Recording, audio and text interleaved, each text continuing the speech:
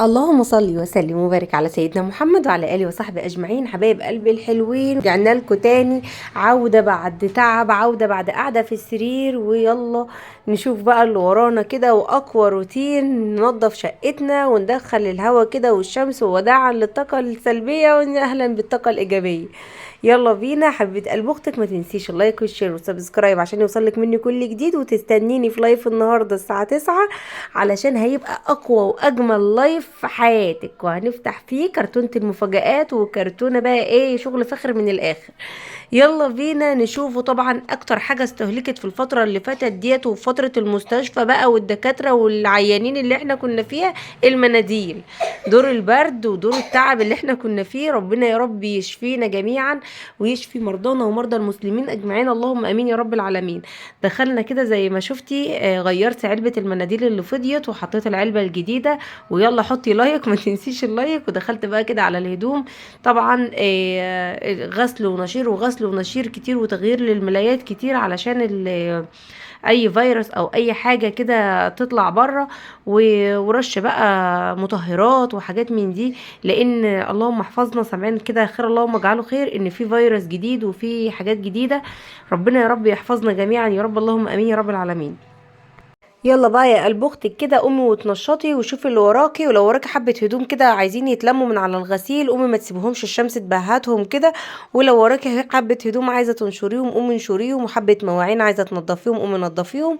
خلصي اللي وراكي، صلي على النبي وصلي على سيدك النبي كده، اللهم صل وسلم وبارك على سيدنا محمد وعلى اله وصحبه اجمعين. يومنا النهارده بدأ بعد دكاتره، وبعد مستشفيات، وبعد بقى تعب. الجو كده كان برد الفترة اللي فاتت، وما كانش حد بيقوم من مكانه. وطبعا في هوا شديد، وفي هوا كده ترابة ناعمة في الجو. فمجرد بقى ما بلكونة تتفتح او شباك يتفتح، تلاقي الدنيا حرفيا بقت كلها ترابة ناعمة. ترابة ناعمة، ترابة ناعمة على السراير وعلى الهدوم وعلى كل حاجة حرفيا، لدرجة ان الواحد ما عادش عارف يتنفس، مناخيره بتحرقه من التنفس في الشقة، مش بره الشقة كمان، لا ده في الشقة كمان مش عارفين نتنفس فيها. فقمت جايه قايمه زي ما انت شفتي كده لبختك، قلت ايه ما بديهاش بقى انا انفض. واكتر حاجه بتبقى عندي متطربه طبعا الشباك اللي في الصاله ده، على الشباك على الشارع. فاكتر حاجه بتبقى عندي بايظه ومتطربه كمان بتبقى عندي الصاله. فزي ما احنا شايفين كده بقى، قمت غيرت المناديل زي ما قلت لكم في الاول، وكمان دخلت بقى اشيل المخده. طبعا انتوا شايفين ان مفيش حاجه وهي بتنظف في المتنظف، زي ما كان في كومنت قبل كده مكتوب لي انت بتنظفي النظيف. لا والله انا ما بنضفش النظيف ولا حاجه، انت لو كنت شايفه هي الكاميرا بس ما هياش موضحه حاجات كتير. يعني عندك الصالون هنا مردوم تراب ناعم، مردوم حرفيا، يعني لو حد قعد وحط ايده على الخشب بتاعه هيلاقي ترابه في ايده. انتوا متخيلين؟ وكمان يعني مش ان انا سايباه بقى مش بنضفه ولا كده، لا ده الكلام ده بقالي يومين بس، بقالي يومين بس ما نفضتوش، يعني 48 ساعة بس، ومفيش حد بيدخل، مفيش حد بيبوظ الدنيا. زي ما انتوا شايفين الى حد ما الصلاة عندي كويسة. انا دايما لو تلاحظوا في فيديوهاتي بعود اولادي ان هم يساعدوني، بحيث ان لو عملوا اي حاجة او وسخوا اي حاجة هم يتحملوا مسؤولية اللي هم عملوه، اللي وقعوه يشيلوه.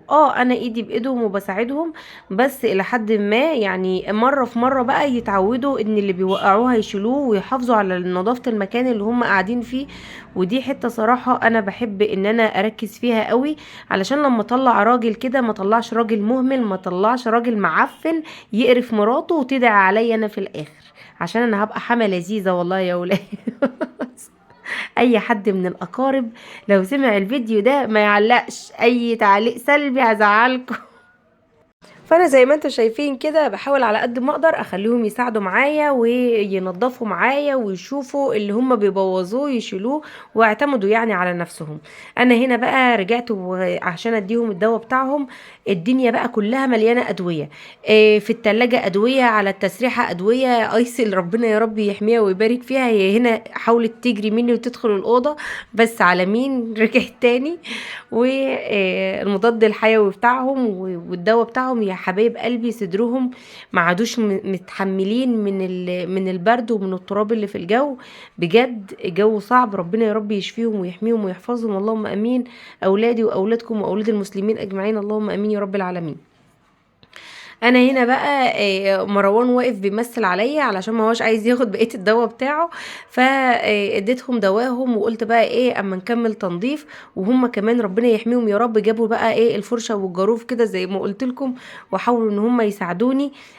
الى حد ما يعني ما بيعملوش اللي انا عايزاه وبيقرفوني، وبفضل اصوت طول ما انا شغاله وطول ما انا بنظف، بس اهم بيساعدوا واحسن من ما فيش.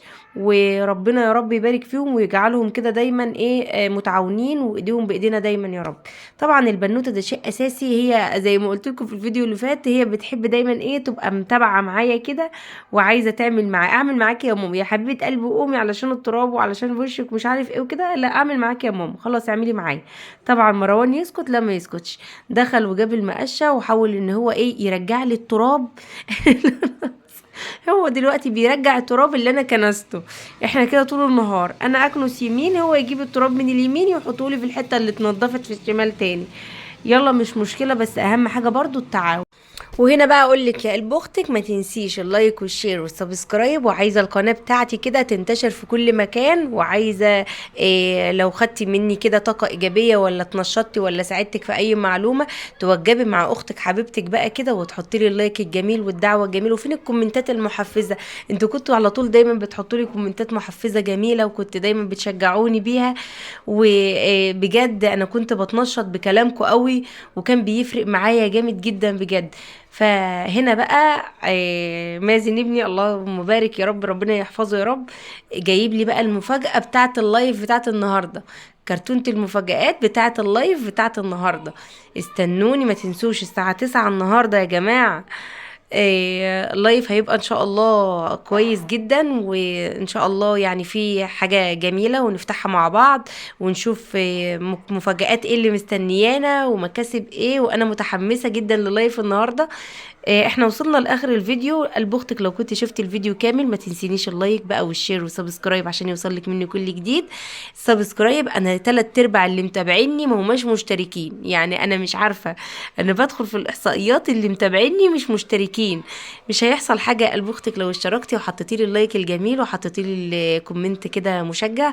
ربنا يا رب يبارك في صحتك يا رب، ويبارك في صحتنا جميعا، اللهم امين يا رب العالمين. وهنا بقى كنا وصلنا لاخر الفيديو، وسولة العسولة كانت لمت الكنسة بايدها بقى الحلوة دي، وكمان حطت المشاية، وانا كمان رجعت في الاخر لازم احط التاتش بتاعي. ويا رب يكون فيديو سهل كده وخفيف على قلوبكم، والسلام عليكم ورحمة الله وبركاته.